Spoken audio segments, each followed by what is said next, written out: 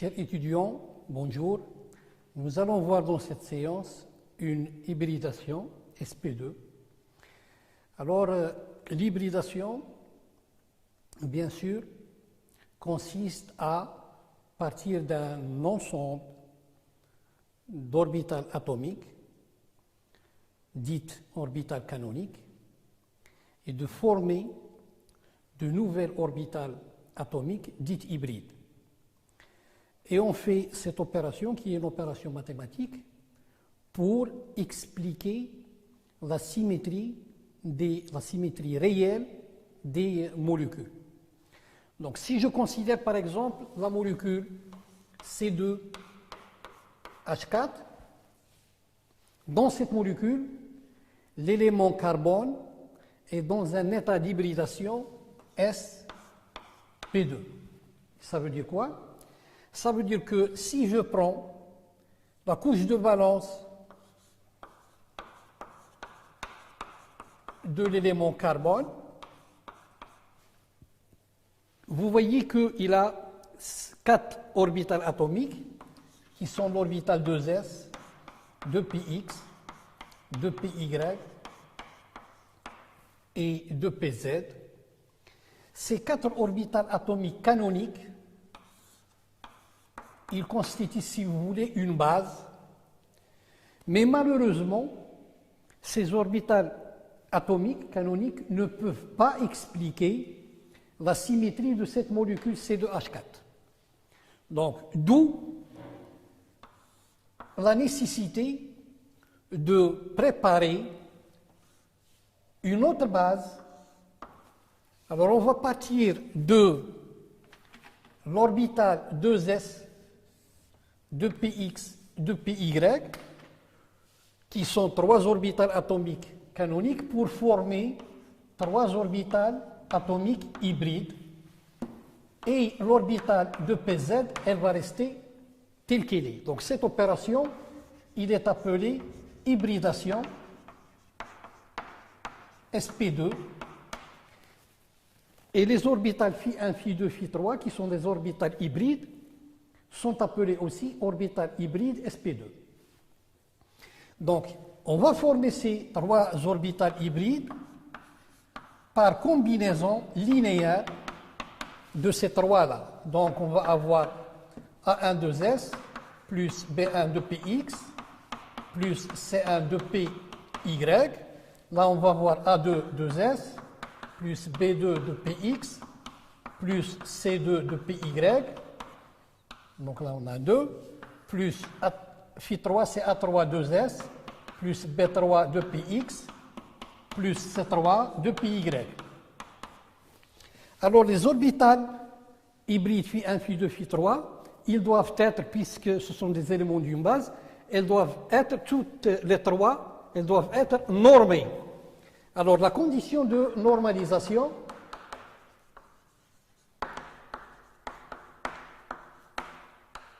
donc, si vous voulez développer le calcul, on va avoir A1 au carré plus B1 au carré plus C1 au carré égale à 1. Pour la normalisation de Φ2, on va avoir A2 au carré plus B2 au carré plus C2 au carré égale à 1.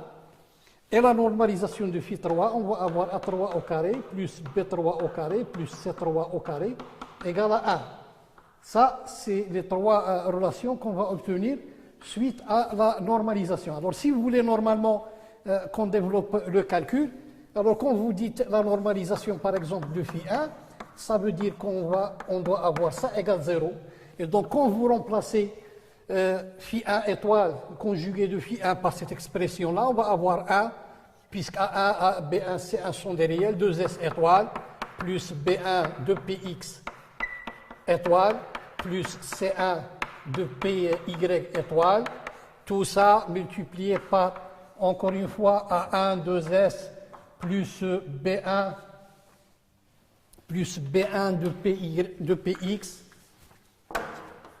2px, plus C1, 2py, tout ça des 2v. Alors là, vous voyez qu'on va avoir, par exemple, A1 au carré sont de 2s étoile, 2s d2v, plus B1, la même chose, B1 au carré, somme de 2P x étoile 2P x d2v, plus C1 au carré, somme de 2PY étoile 2PY d2v.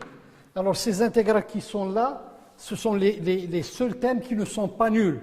Et donc ça c'est la normalisation de 2S, la normalisation de 2Px, la normalisation de 2Py. Donc ça est égal à 1 puisque ces trois intégrales sont égales. Les autres intégrales de type 2S étoile par exemple 2Px, d2v, ça est égal à 0 parce qu'il traduit l'orthogonalité de 2S et de Px. Donc on a 2S étoiles de Px, 2S étoiles de Py qui sont nuls. Ensuite, de Py 2S qui est nul, de Px étoile de Py qui est nul, etc. Et donc, finalement, il nous reste A1 au carré plus B1 au carré plus C1 qui est égal à 0. Maintenant, si je traduis l'orthogonalité de ces orbitales-là, j'ai φ1 qui est orthogonal à φ2, donc je vais avoir A1, A2, plus B1, B2, plus C1, C2, qui doit être égal à 0. L'orthogonalité entre φ1 et φ3, ça traduit A1, A3, plus B1, B3, plus C1, C3, qui est égal à 0. L'orthogonalité de φ2 et φ3, ça traduit A2, A3, plus B2, B3, plus C2, C3, qui est égal à 0. Alors, maintenant, vous voyez qu'on a 9 coefficients à calculer, A1, A2, A3, B1, B2, B3, C1, C2, C3, donc 9 coefficients à calculer, alors que nous ne disposons que de 6 équations. Donc là, il faut faire appel au bon sens et on va utiliser, si vous voulez, la symétrie de l'orbital. On va faire appel à la symétrie de notre molécule et des orbitales atomiques. Alors, il faut dire tout d'abord une chose. Étant donné que cette hybridation sp2, il faut préciser que c'est une hybridation symétrique. Ça veut dire quoi symétrique?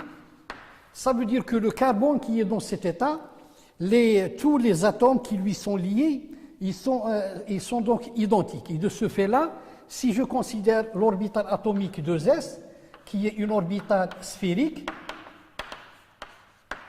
alors l'orbital 2s, c'est une orbitale qui est sphérique, et nous parlons dans le cadre d'une hybridation sp2 symétrique. Donc le poids statistique de l'orbital 2s dans φ1 doit être égal au poids statistique de 2s dans l'orbital φ2, et de même pour φ3. Donc il n'y a aucune raison physique ou chimique qui fait que la contribution de l'orbital 2s dans les trois fonctions hybrides φ1, φ2, φ3 soit différente. Donc il faut prendre A1 égale A2 égale A3 égale A. Et à partir de ce moment-là, puisque j'ai une seule orbitale atomique 2s, si je prends la somme des poids statistiques de 2s dans les trois orbitales hybrides, je dois retrouver mon orbital atomique 2s. C'est-à-dire, si je prends A1 au carré, plus A2 au carré, plus A3 au carré, je dois trouver que c'est 1. Donc, cette somme-là, ce n'est autre que 3A carré égale 1.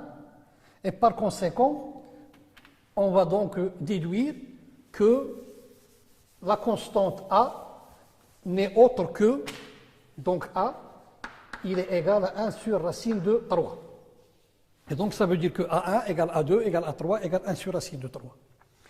Maintenant, si je considère, parce que la molécule, il faut regarder la molécule comme étant un solidaire, donc les atomes ils sont là, solidaires, donc le fait que la molécule il est là dans l'espace en train de faire ses mouvements, ses rotations, ses vibrations, tout ce que vous voulez.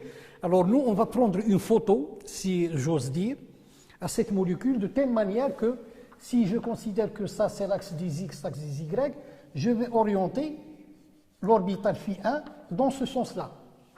Donc si je fais ce choix, alors la constante C1, automatiquement, elle est égale à 0.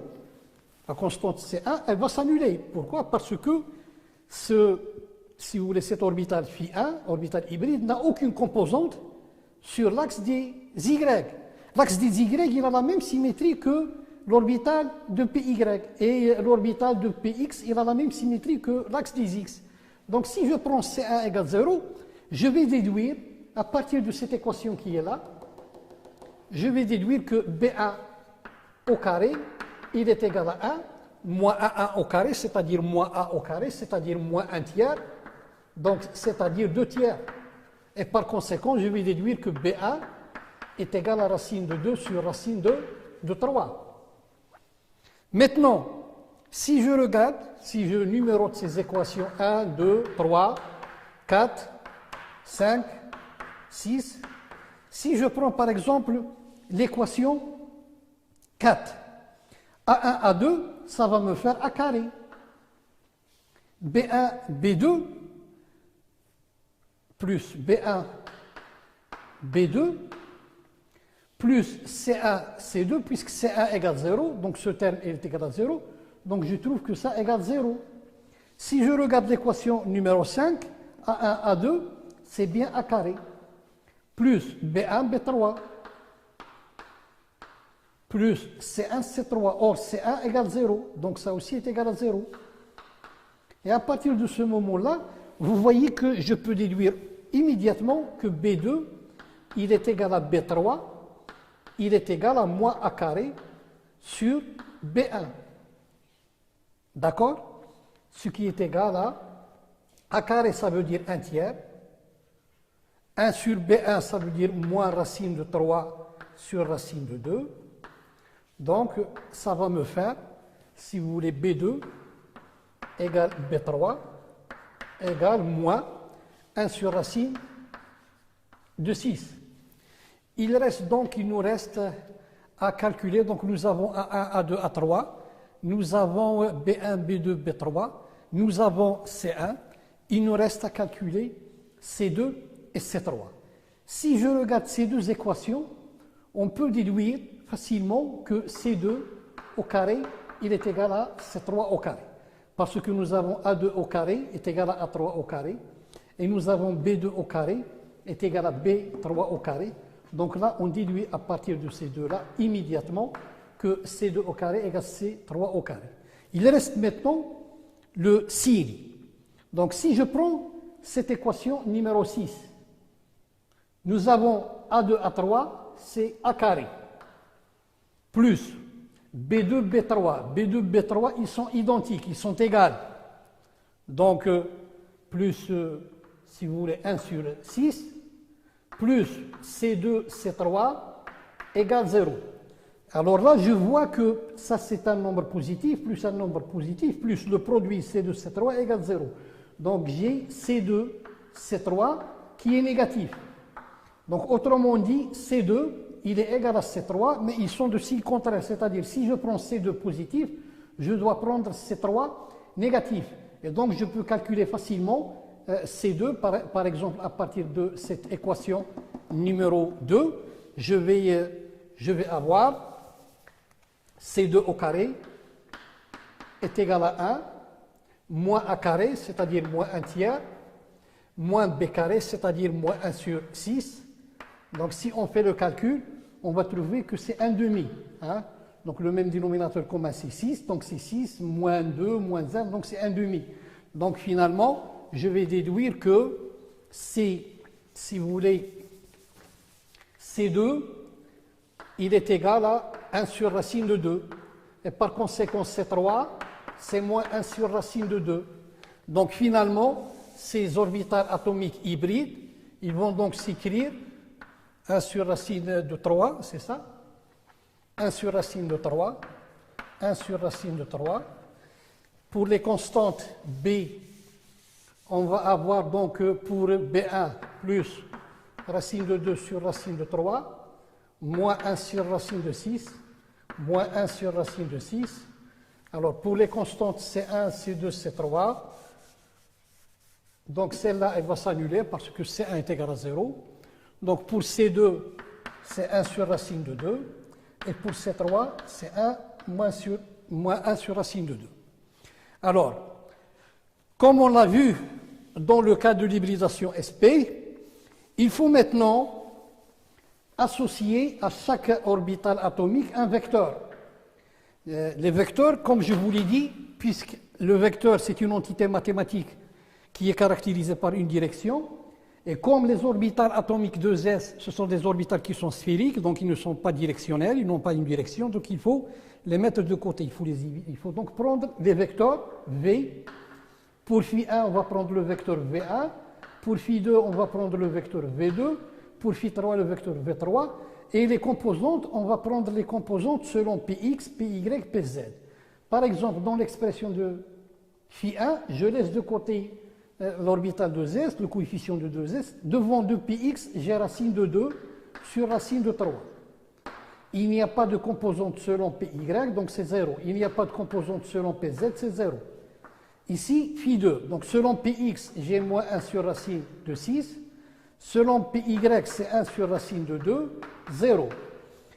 Pour V3, c'est moins 1 sur racine de 6, moins 1 sur racine de 2, et puis 0.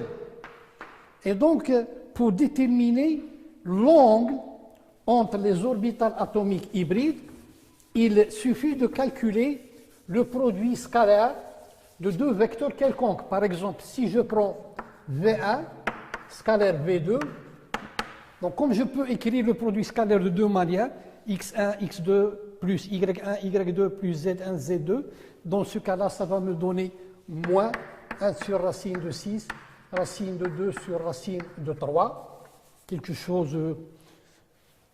Et ce produit scalaire, il est égal au module de V1. Le module de V1, c'est racine de 2 sur racine de 3, multiplié par le module de V2. Le module de V2, c'est 1 sur racine de 1,5 plus 1 sur 6. Et tout ça multiplié par cosinus de θ. Θ, c'est l'angle entre les deux vecteurs.